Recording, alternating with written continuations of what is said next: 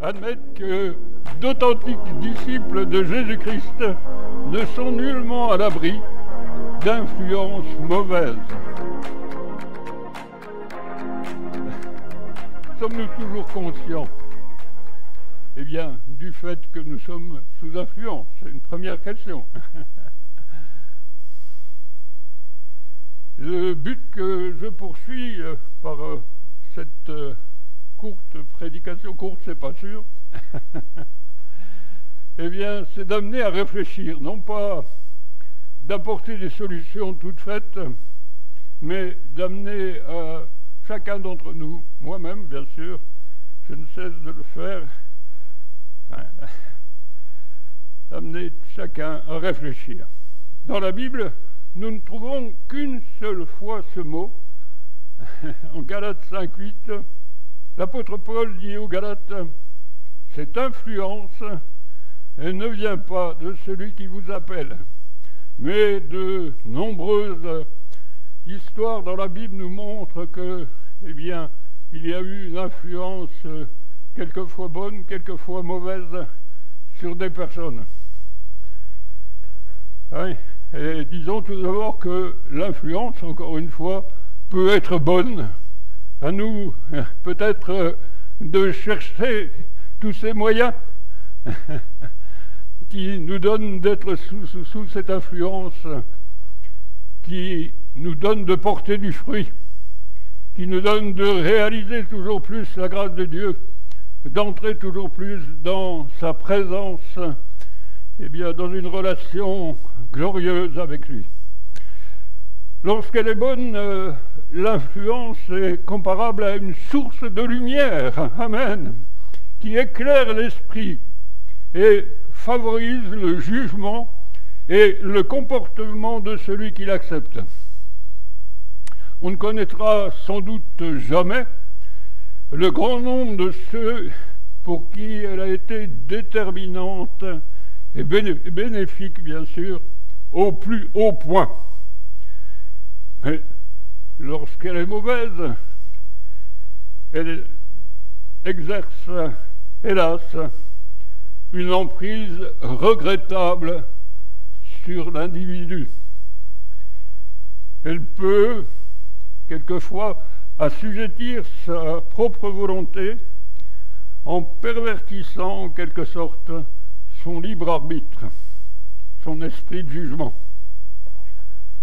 En effet, c'est bien en s'adressant à des chrétiens que l'apôtre Paul écrit « Cette influence ne vient pas de celui qui vous appelle », c'est-à-dire bien sûr de Dieu.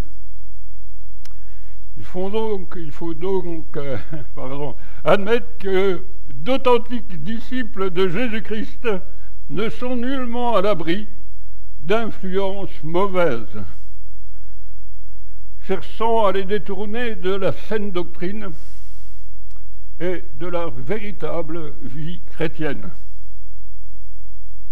Il convient donc pour chacun d'entre nous d'être très vigilant. Que Dieu nous aide. Et pour cela, s'arrêter peut-être. Mon pasteur, avec qui je me suis converti il y a 42 ans, disait « tirer le frein à main ». S'arrêter afin de réfléchir sur ce qui devait être considéré, sur ce qui devrait être considéré, là, ce qui ne l'est pas toujours, comme un problème important et sérieux. Même si cela n'y paraît pas à première vue, c'est un sujet complexe qu'on peut définir par le fait que cela provient de 3 facteurs principaux. D'abord, la grande diversité des origines des influences. Ensuite, leur nature. Elles sont, selon les cas bonnes ou mauvaises, évidentes ou sournoises, subies ou souhaitées. Enfin, entre en ligne de compte, bien sûr, la force de caractère de l'individu, sa vulnérabilité. Citons quelques exemples d'influences bien connues ou évidentes. Prenons dans la nature, si vous le voulez bien, pour commencer, les lois de la pesanteur, de l'attraction terrestre. Ce sont des forces verticales et invisibles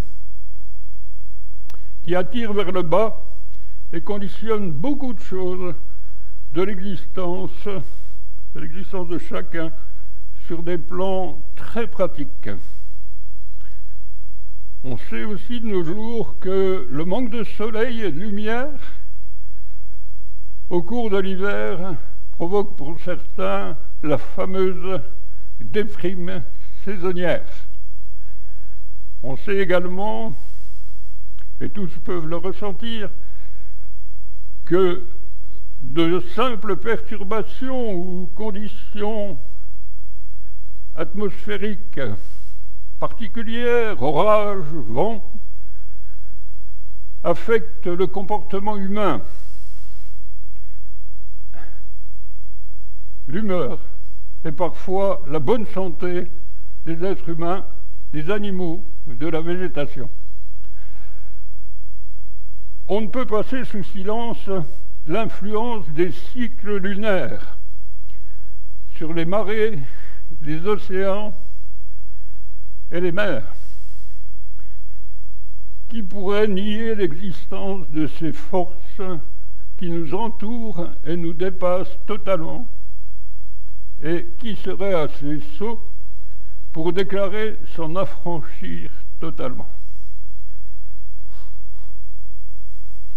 Nous sommes bien obligés de constater leur existence et leur impact sur le monde, bien sûr, et nous-mêmes, sur ses habitants.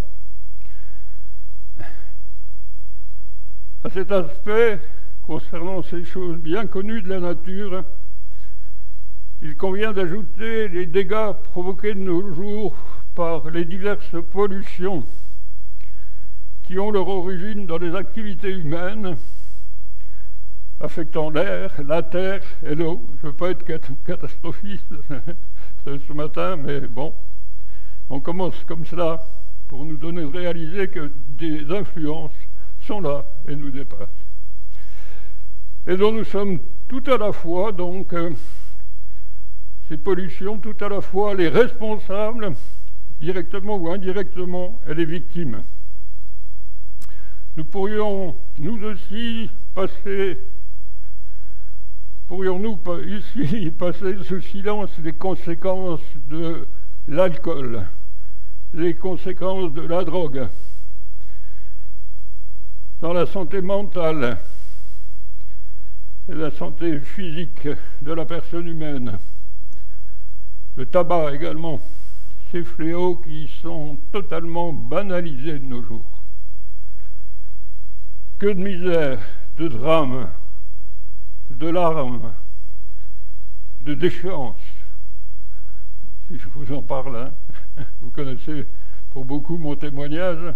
J'étais alcoolique, j'ai même eu des visions terribles, la folie, des crises de folie éthylique dans le passé. Mais Dieu restaure les vies. Amen. Et on peut être donc sous l'influence implacable, sous la domination implacable, eh bien, de ces produits. Et encore une fois, Dieu est prêt à faire grâce à ceux qui s'approchent de lui. Amen. Influence bénéfique. On va parler des influences bénéfiques, si vous voulez bien. Dieu merci, il en existe beaucoup. Nous en découvrons déjà dans le domaine de la nature, évidemment. Que deviendrions-nous, sans les effets bénéfiques et bienfaisants du soleil? Gloire à Dieu pour le soleil, merci au Seigneur. Et de la pluie. Prenons à remercier Dieu pour chaque chose. Des vents, d'une saine atmosphère et de tant d'autres éléments naturels telle l'eau, la nourriture, etc. Choses nécessaires à notre équilibre psychophysique. Il existe donc de bonnes influences comme de mauvaises dans le domaine de la création ainsi que dans l'humanité telle que nous la connaissons.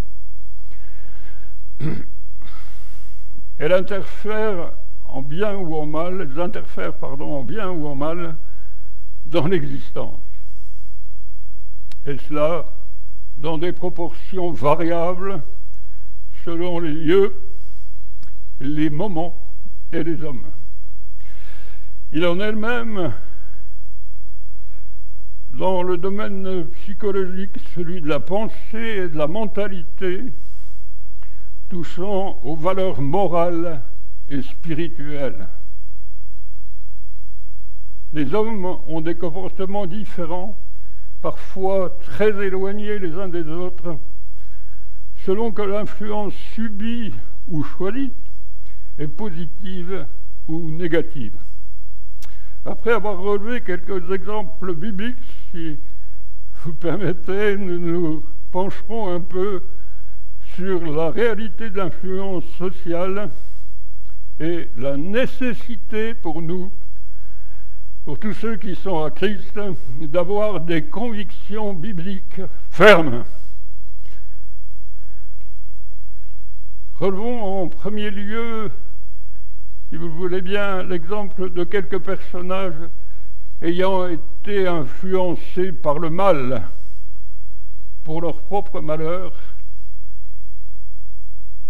et celui de leurs contemporains et de leurs descendants. Il n'y a pas besoin d'aller loin dans la parole de Dieu. Dès la Genèse, la Bible nous parle d'Ève et Adam.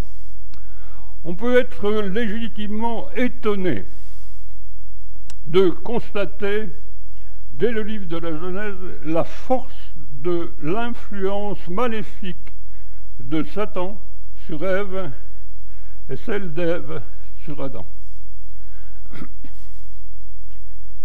On aurait en effet pu penser que créés par Dieu, et en plus à son image, installés dans un cadre idéal, visités par leur Créateur chaque jour,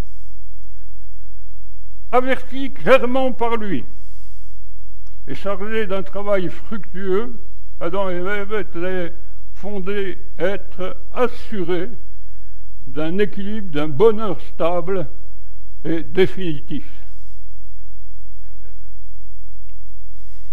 Il ne fallut, hélas, qu'une intervention d'origine diabolique pour ébranler leurs convictions et les influencer. Excusez-moi, il y a un petit peu de fatigue dans tout cela. On va y arriver. Au point de les faire chuter et les priver des bienfaits, hélas, reçus de Dieu. De plus, l'apôtre Paul nous apprendra ou nous confirmera qu'à la suite de cette transgression en Éden, c'est toute l'humanité qui en subira les conséquences. Romains 5,12, je vous le lis en français courant. Voici comment il nous en parle. Le péché est entré dans le monde à cause d'un seul homme, Adam. Et le péché a amené la mort, et ainsi, la mort a atteint tous les hommes parce que tous ont péché. La faute d'un seul être, Adam, a entraîné la condamnation de tous les hommes. La désobéissance d'un seul a rendu beaucoup d'hommes pécheurs. Je vous le disais déjà, le Seigneur Jésus a apporté la solution glorieuse. Amen. Cette malheureuse histoire d'Adam et Ève nous donne une leçon surprenante. Elle nous fait prendre conscience que même ce qui a été initié et solidement établi par Dieu lui-même n'est pas à l'abri d'influences mauvaises et déstabilisantes.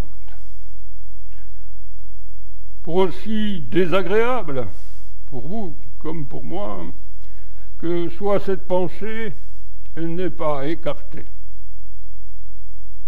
Elle nous invite à une grande vigilance personnelle. La Bible nous dit que celui qui pense être debout prenne garde de ne pas tomber.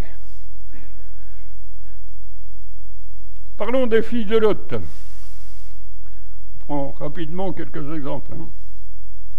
Pas être trop long, j'espère. Vous dormez pas? Tout va bien? Allez, merci, c'est gentil. Moi j'ai très chaud, vous ça va? Là-haut il fait très très chaud.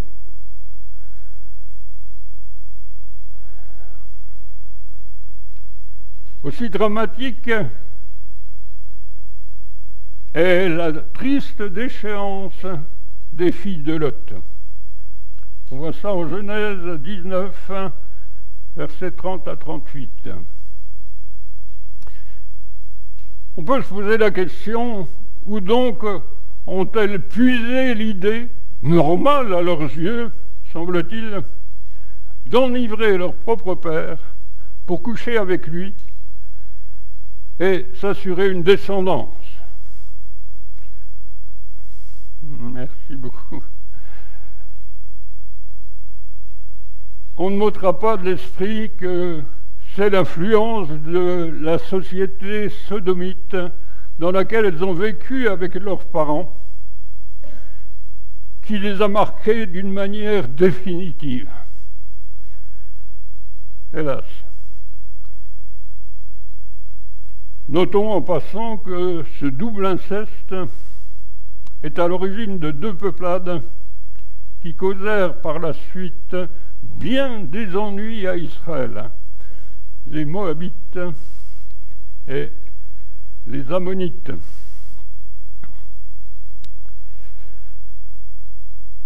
En choisissant les richesses et avec elles, peut-être inconsciemment, le laxisme, c'est le moins qu'on puisse dire, de ce que la Bible appelle les villes de péché, Sodome et Gomorrhe, leur propre père a précipité les siens sous une influence qu'on peut qualifier d'honteuse, qui les a engagés dans une voie de perdition, semble-t-il, sans issue.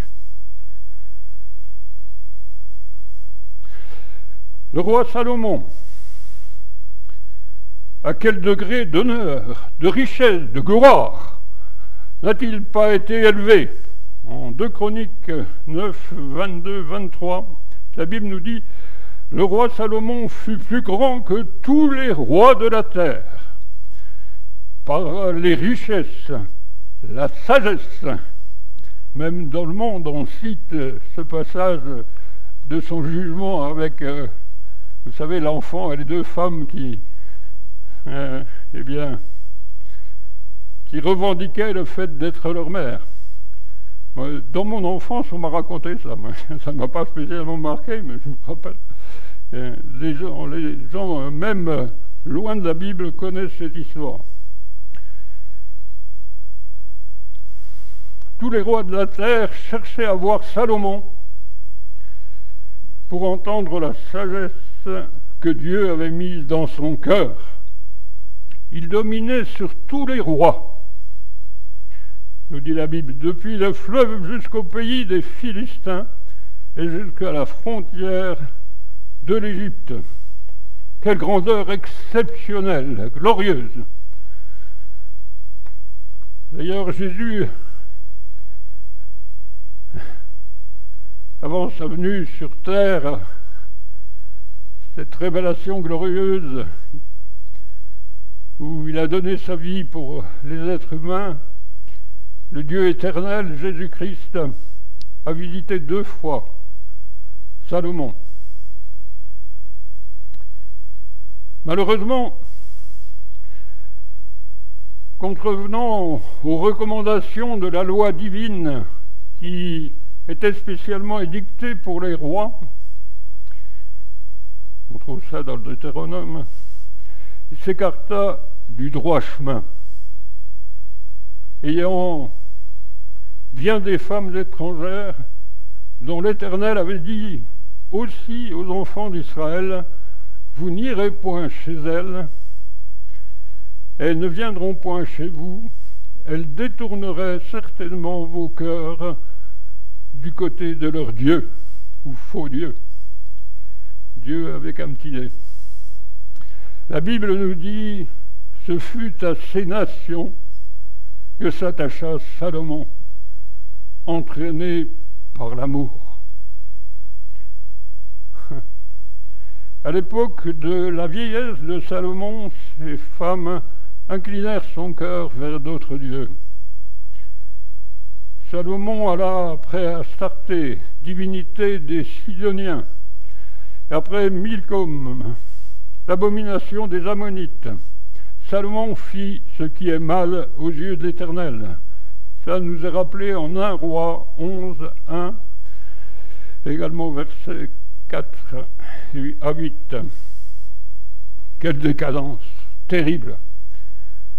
C'est cet homme qui a reçu tant de bénédictions de la part de Dieu. Quelle décadence!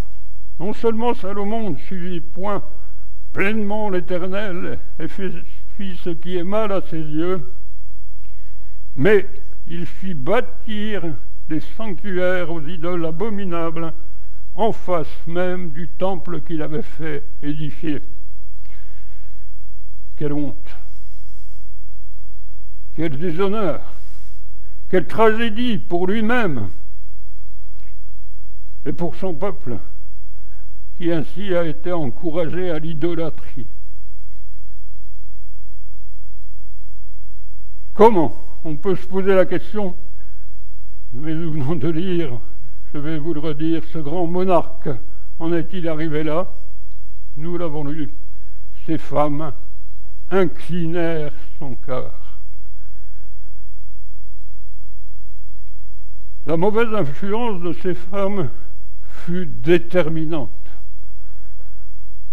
Il se laissa entraîner par elles dans l'idolâtrie la plus terrible, la plus abominable. À cause de lui, Israël fut divisé pour longtemps, comme vous le savez pour beaucoup, entre le royaume dit d'Israël et le royaume de Juda. Ces regrettables exemples nous invitent à considérer que nos mauvais choix personnels dépassent souvent nos propres personnes et peuvent affecter autrui au-delà de ce que nous pouvons imaginer. Dans chacun de mes choix, je réalise que je peux impacter la vie de mes enfants. Je peux impacter la vie des gens qui m'entourent. Dans chacun de mes choix. Oh, nous ne manquons pas de tentations dans ce monde. Face à ces tentations, le Seigneur nous invite, par sa grâce, par son secours, à choisir le meilleur, réalisant que, ce n'est pas nous seulement que nous allons déséquilibrer, peut-être d'une manière plus ou moins définitive, mais ceux qui nous entourent. Il paraît sage et utile donc de mesurer, quand c'est encore possible, le poids de notre responsabilité face à nos choix et témoignages. Rappelons tout de même avec force, amen, que s'il est vrai que le péché et la mort sont entrés dans le monde par la faute et la désobéissance d'un seul, Adam, il est aussi vrai que le pardon et la vie, amen, sont venus jusqu'à nous par la grâce et l'obéissance d'un seul, Jésus-Christ. Gloire à Dieu. La proclamation de ce message de l'Évangile a influencé positivement des générations entières d'hommes et de femmes de toutes conditions pour les délivrer de la malédiction et les introduire dans le chemin de la paix. cette paix intérieure qui dépasse toute intelligence. Amen. Parlons rapidement de ce qu'on voit, si vous voulez bien, ou de nos regards. Jésus nous parle en Matthieu 5, 29. Il nous dit, si ton œil est pour toi une occasion de chute, arrache-le. Wow. Il dit des choses fortes. Jette-le loin de toi, car il est avantageux pour toi qu'un seul de tes membres périsse et que ton corps entier n'aille pas dans la géhenne. Ce qu'on voit peut avoir une importance déterminante dans nos vies. Là encore, la Bible nous donne quelques exemples. Parlons rapidement, nous avons déjà parlé d'Ève et Adam, mais parlons rapidement de son regard. Comment est-elle tombée dans la transgression? Eh bien, Genèse 3, 6 nous dit « La femme vit que l'arbre était bon à manger, agréable à la vue, et qu'il était précieux pour ouvrir l'intelligence. » C'est presque de la divination. Hein. Elle prit de son fruit et en mangea. Elle en donna aussi à son mari, qui était auprès d'elle, et il en mangea. Terrible. Trompée par le séducteur, elle considéra comme désirable ce qu'elle n'avait même pas vu auparavant. La femme vit, arrêtons-nous sur les verbes qui nous sont cités, elle vit, elle prit, mangea et donna. C'est la dégringolade infernale qui va se reproduire parmi les humains au fil des siècles. On commence par voir de manière attrayante. C'est la tentation. Puis on saisit. On entre en tentation. L'on consomme. C'est la chute. Après quoi, de tenter, on devient tentateur. Parlons, si vous voulez bien, du regard de Lot. Genèse 13, 10. Lot leva les yeux et vit toute la plaine du Jourdain qui était entièrement arrosée. Avant que l'Éternel eût détruit Sodome et Gomorrhe, c'était jusqu'à ce soir comme un jardin de l'Éternel, comme le pays d'Égypte. C'était magnifique. Moi, j'aime me promener dans la région, d'ailleurs, je redécouvre la nature d'une manière extraordinaire. Je fais un petit aparté, excusez-moi. Mais je prends par exemple la route de Vesoul, je la trouve, elle m'épanouit en quelque sorte. Quand j'ai des soucis, quand j'ai des difficultés, j'ai bien sûr la présence de Dieu qui vient me secourir, mais j'ai aussi mes yeux, mon âme, mon cœur qui se réjouit de voir cette création extraordinaire. Je loue Dieu pour toutes ces choses. C'est un facteur de reconnaissance, c'est un facteur de guérison même, que d'observer cette création glorieuse que Dieu nous a laissée. Voilà, donc concernant le regard de Lot, le regard d'Acan, vous connaissez son histoire dans le livre de Josué. Il vit et prit et cacha un manteau de chinéar. Ça devait être quelque chose d'extraordinaire que ce manteau, je ne sais pas vous dire exactement ce que c'était. Ça avait sûrement appartenu à un noble. Il vit aussi 200 cycles d'argent et un lingot d'or, et il les cacha.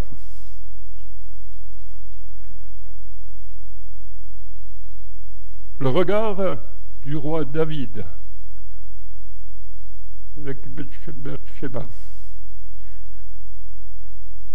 Une lamentable histoire d'adultère qui introduisit le mensonge puis le crime par personne interposée. Ce fut un drame terrible dans la vie de cet homme de Dieu, remarquable par ailleurs. Nous pouvons en conclure qu'elle est terrible et sournoise, l'influence de ce que nos yeux voient quelquefois, quand cela correspond aux mauvais désirs du cœur et amorce notre convoitise. Je pourrais parler courtement du rôle des médias. Compte tenu de l'importance que prend l'image de nos jours, nous comprenons facilement ce à quoi cela peut s'appliquer pour nous au quotidien. Vous savez, je pense que vous en êtes conscient, on est dans un monde en telle évolution négative, à un point fou. Je vais vous donner, je pense, un seul exemple. J'en ai deux en tête, mais il y en a un qui n'est pas assez précis dans ma mémoire. J'ai assisté au début de la télévision, étant petit. Je ne sais plus, ça fait 7-8 ans, des écrans noir et blanc, c'était le RTF. Il y avait une mire, il y avait une pendule, et puis il y avait deux speakerines. Et leur nom m'échappe, peut-être tu t'en souviens, non? Pardon? Catherine Langer. Mais c'est pas elle, c'est son amie. Non. Catherine Langer, oui. Et puis l'autre, c'est l'autre. Pardon? Non. Non, ne mélangeons pas tout. Pour vous dire qu'à cette époque, l'ami de la deuxième dame qui présentait les émissions, très correcte pourtant, a montré seulement ses genoux sans le vouloir. Elle a été virée de l'ORTF. On n'est plus du tout dans la même société. On montre, excusez-moi de le dire, vous le savez, on montre ses fesses, ça tire l'arigot, on montre, enfin même partout, hein, sur les plages. Quand Wilkerson a prophétisé il y a plus de 50 ans, eh bien, on n'avait aucune idée qu'on pouvait voir à la télévision des femmes sans le haut de leur bikini. Bon, on est bien plus loin que ça. Voilà, alors on réalise qu'on est dans une société où il nous faut être très très vigilants. C'est inutile que j'insiste concernant cela. En quelques décennies, le monde a beaucoup changé négativement. Modes et mœurs se sont transformés et sont emportés, si on peut dire, dans une évolution permanente. Les nobles valeurs fondamentales, bien que je n'y ai pas toujours prescrit, mais qui étaient prescrites par la civilisation judéo-chrétienne concernant le couple, la famille, la société, se sont rapidement effacées, laissant la place à d'autres notions. Des termes tels qu'amour, couple, mariage, famille, liberté sont perçus de façon totalement différente actuellement.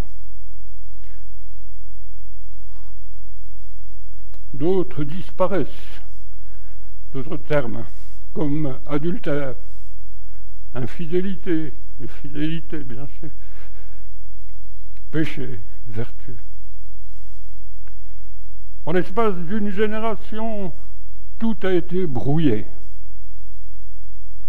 contesté, modifié, y compris hélas parfois dans les milieux chrétiens.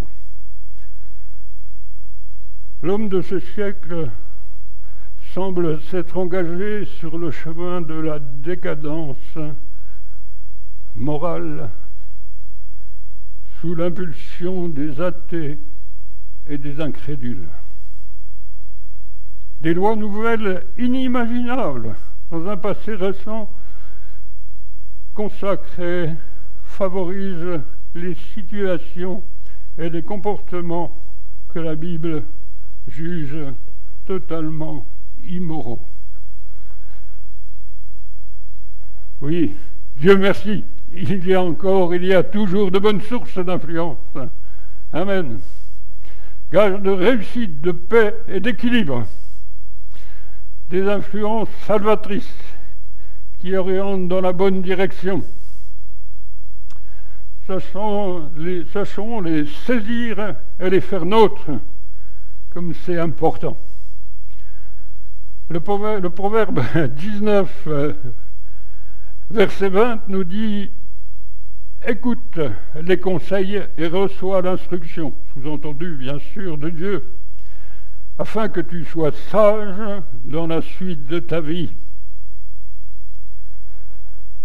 Monsieur Jean-Marc Taubois, je le présente tout à nouveau. C'était un érudit, cet homme, si vous ne le connaissiez pas. Je ne cherche pas à passer du baume, hein. C'est une réalité.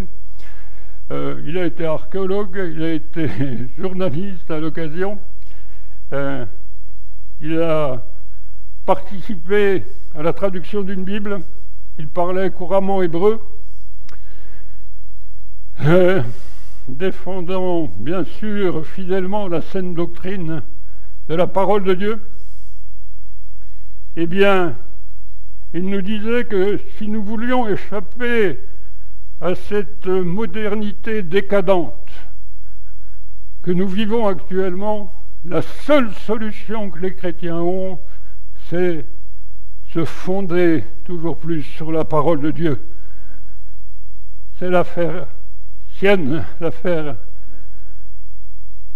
la vivre, la connaître, s'en nourrir, se laisser transformer par elle. Nous devons nous attacher de plus en plus concrètement à cette parole glorieuse que le Seigneur nous a laissée, qui seule peut nous conduire sur le chemin de la vie abondante. Amen.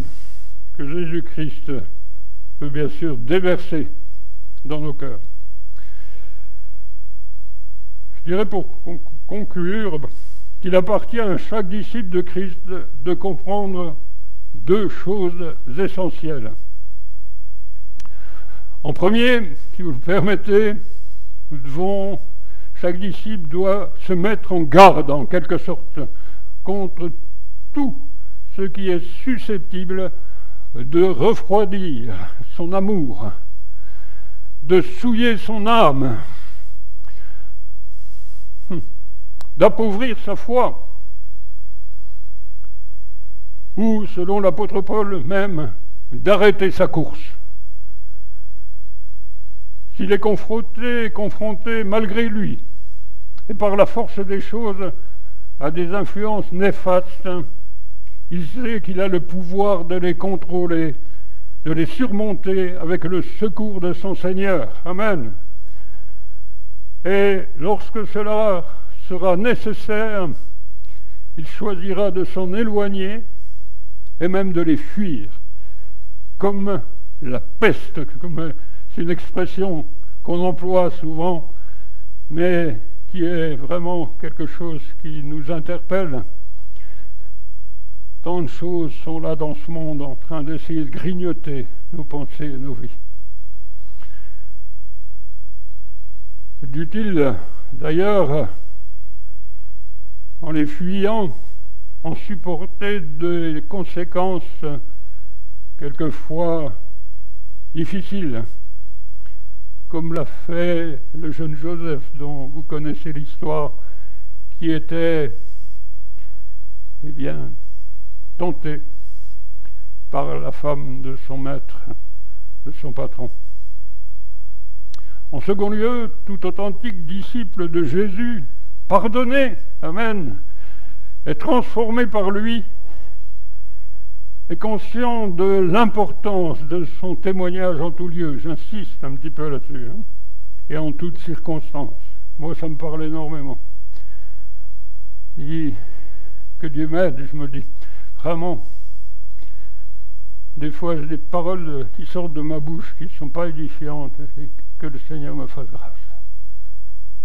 que le Seigneur m'aide à construire, à apporter la bonne odeur de Christ, plutôt qu'une odeur plus ou moins, j'allais dire, nauséabonde, enfin en tout cas humaine, pas toujours nauséabonde, mais qui n'édifie rien. Au fil du temps, nous réalisons qu'en fait, notre vie privée, eh bien, pardonnez-moi de dire cela, mais notre vie privée regarde tout le monde. Les gens, si nous sommes de réels disciples, savent que nous sommes chrétiens et ils nous observent. Ça ne manque pas.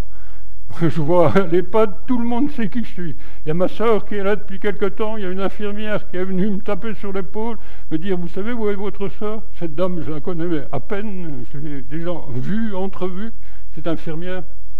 Ma sœur, je n'ai pas de relation avec elle parce que, enfin, c'est une blague que Dieu lui a fait. Je vous raconterai ça peut-être une autre fois. La pauvre, elle a vécu des choses terribles. Entre autres, que son fils, le seul fils qu'elle avait, donc, s'est suicidé. Je lui avais annoncé l'évangile, il a beaucoup ri. Je me rappelle même où c'était. C'était chez une de mes autres sœurs qui est décédée, à Montbéliard. Et il a beaucoup ri jusqu'au moment où il s'est suicidé, il a supprimé sa vie. Puis, bien d'autres choses. Elle a quitté son premier mari après avoir vécu en Hongrie et avoir travaillé à l'ambassade de France. Son premier mari, moi je l'ai retrouvé à Budapest en allant en Roumanie et je lui avais donné rendez-vous. Je lui ai témoigné de ma foi, je lui ai laissé un Nouveau Testament. Il était tellement surpris, c'est lui que je raconte dans mon témoignage, qui disait que je ressemblais, ou j'étais, un moine salopard dans le passé. Et quand il m'a vu, qu'il a vu le changement apparent, qu'il a vu que je lui parlais, qu'il a entendu que je lui parlais de Jésus, que je lui donne un Nouveau Testament, et il me regardait interloqué. Gloire à Dieu, je ne sais pas ce qui s'est passé dans son cœur par la suite. Et puis ma sœur, donc, a eu aussi un premier concubin par la suite, qui est décédé à côté d'elle, et un mari, par la suite, qui est décédé aussi. Ça fait beaucoup de choses pour une vie. Et bon, l'évangile, elle n'aime pas trop. Et puis en même temps, j'avoue que je n'ai pas toujours été à la hauteur, pris par l'église, mon travail, les difficultés de famille et tout, pour la visiter, pour m'en occuper.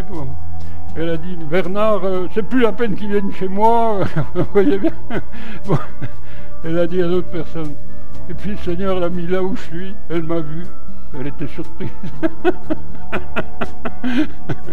J'ai dit, salut Nicole, mais j'insiste pas. On verra ce que le Seigneur va conduire par la suite. Je ne veux pas violer sa manière d'être. Donc cette infirmière est venue me demander où était ma sœur. J'étais surpris. J'ai dit oui, je sais pas. Elle m'a dit, vous avez le numéro de téléphone de son petit-fils? Je dis oui. Est-ce que vous pouvez l'appeler? Donc c'est son petit-fils qui s'occupe d'elle, il vient d'Angleterre, il est très sympa d'ailleurs, il a, je sais pas comment on appelle ça, une barbiche, vous savez, un truc... hein? Non, c'est pas un bouc. C'est un filet de barbe. C'est donc un artiste dans son milieu, c'est normal. C'est un musicien, et puis il semble avoir réussi dans sa partie, excusez-moi. Donc, première fois, il a fait 20 heures de voiture pour venir dépanner sa grand-mère. Et là, il est venu en avion. Voilà, alors je lui ai téléphoné, il l'avait amené au restaurant. Et alors, il me parle, bien sûr, ah bonjour Bernard, qu'est-ce qui arrive? Alors, elle était en face de lui, vous voyez bien. Encore lui. De quoi il se mêle ce gars-là? Donc voilà. J'arrête là. Encore une fois, au fil du temps, nous réalisons qu'en fait, notre vie privée regarde tout le monde. Quand on est conquis par l'amour de Dieu et convaincu de sa sagesse, on peut déclarer en toute confiance: tes préceptes sont mes conseillers. Gloire à Dieu. On a alors le désir profond, concret, de se laisser imprégner au maximum par cette force intérieure que communique l'enseignement divin et la présence du Saint-Esprit. Amen. Influence divine bénie que celle-là, elle donne aux croyants du discernement pour éviter les pièges dans la jungle morale de notre société, dans laquelle, eh bien, nous sommes pleinement, et de plus en plus, j'allais dire jusqu'au cou, pas individuellement, mais tout cela nous entoure et cherche à nous agresser. Je ne sais si vous en êtes conscients. J'essayais donc ce petit partage pour nous aider chacun à en être conscient, et par la grâce de Dieu, sa puissance, son amour, la présence du Saint-Esprit dans nos vies, eh bien, marcher à contresens par rapport à cette société. Ça devient de moins en moins facile.